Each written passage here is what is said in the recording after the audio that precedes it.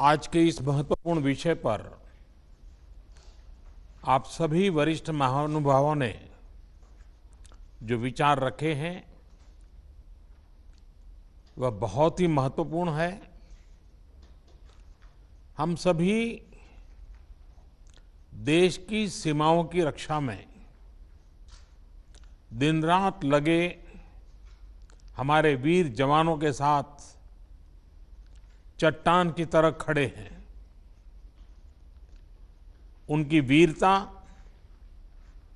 उनके कौशल,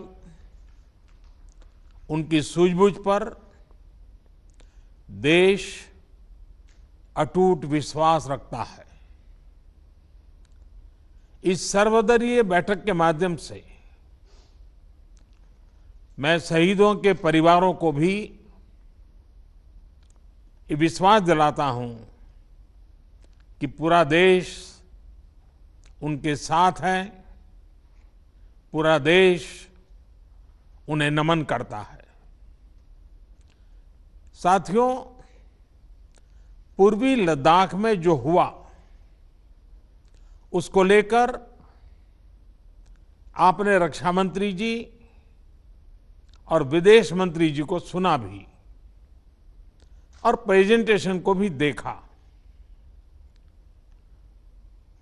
न वहां कोई हमारी सीमा में घुस आया है, न ही कोई घुसा हुआ है,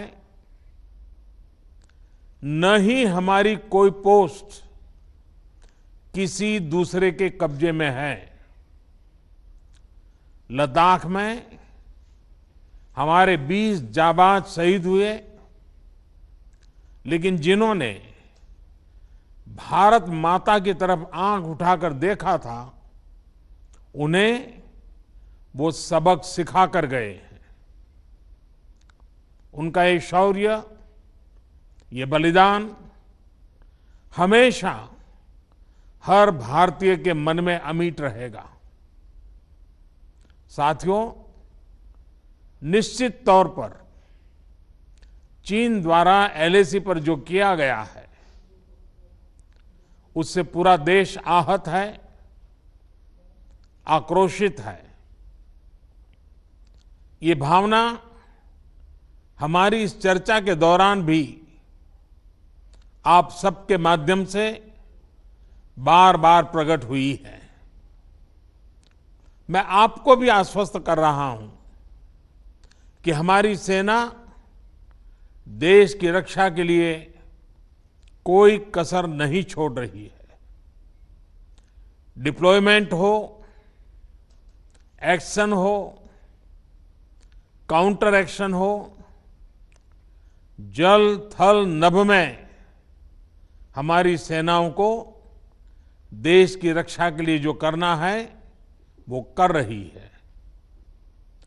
आज हमारे पास ये कैपेबिलिटी है कि कोई भी हमारी 1 इंच जमीन की तरफ आंख उठाकर भी नहीं देख सकता। आज भारत की सेनाएं हर सेक्टर में एक साथ मूव करने में पूरी तरह सक्षम है। ऐसे में हमने जहां एक तरफ सेना को अपने स्तर पर उचित कदम उठाने की छूट दी है, वहीं दूसरी तरफ डिप्लोमेटिक माध्यमों से भी चीन को अपनी बात दो टूक स्पष्ट कर दी है। भारत पीस और फ्रेंडशिप चाहता है, लेकिन अपनी सॉवरेनिटी की रक्षा हमारे लिए सर्वोपरि है और आप सबने भी इसी भाव को प्रकट किया है। साथियों, बीते 5 वर्षों में देश ने अपनी सीमाओं को सुरक्षित करने के लिए बॉर्डर एरिया में इंफ्रास्ट्रक्चर डेवलपमेंट को प्राथमिकता दी है। हमारी सेनाओं की दूसरी आवश्यकताओं जैसे फाइटर प्लेन्स, आधुनिक हेलीकॉप्टर, मिसाइल डिफेंस सिस्टम आदि पर भी हमने बहुत बल दिया है। नए बने हुए इंफ्रास्ट्रक्चर की वजह से खासकर एलएसी में अब हमारी पेट्रोलिंग की कैपेसिटी भी बढ़ गई है। पेट्रोलिंग बढ़ने की वजह से अब सतर्कता बढ़ी है और एलएसी पर हो रही गतिविधियों के बारे में भी समय पर पता चल रहा है। जिन क्षेत्रों पर पहले बहुत नजर नहीं रहती थी, अब वहां भी हमारे जवान अच्छी तरह से मॉनिटर कर पा रहे हैं, रिस्पॉन्ड भी कर पा रहे हैं। अब तक जिनको कोई पूछता नहीं था, कोई रोकता टोकता नहीं था, अब हमारे जवान डगर डगर पर उन्हें रोकते हैं, उन्हें टोकते हैं। बेहतर हो रहे इंफ्रास्ट्रक्चर से एक मदद ये भी मिली है कि हमारे जवान जो उस कठिन परिस्थिति में वहां तैनात रहते हैं, उन्हें साजो सामान पहुंचाने में आसानी हुई है। साथियों, राष्ट्रहित, देशवासियों का हित हमेशा हम सभी की सर्वोच्च प्राथमिकता रही है। चाहे ट्रेड हो, कनेक्टिविटी हो, काउंटर टेररिज्म हो, भारत ने कभी किसी बाहरी दबाव को स्वीकार नहीं किया है। राष्ट्रीय सुरक्षा के लिए जो भी जरूरी कार्य है, जो भी जरूरी इंफ्रास्ट्रक्चर का निर्माण है, उसे इसी तरह तेज गति से आगे भी किया जाता रहेगा।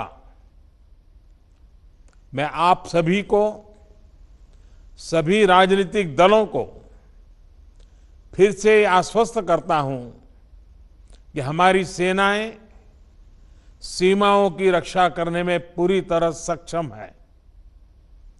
हमने उन्हें यथोचित कार्रवाई के लिए पूरी छूट दी हुई है।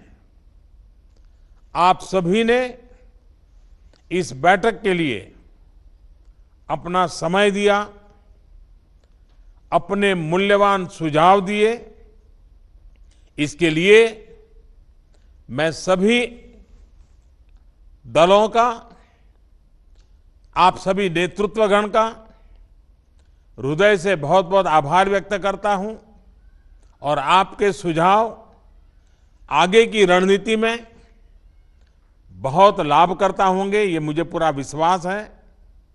मैं फिर एक बार इस एकता का संदेश देने में आप जो बढ़ चढ़ करके आगे आए हैं,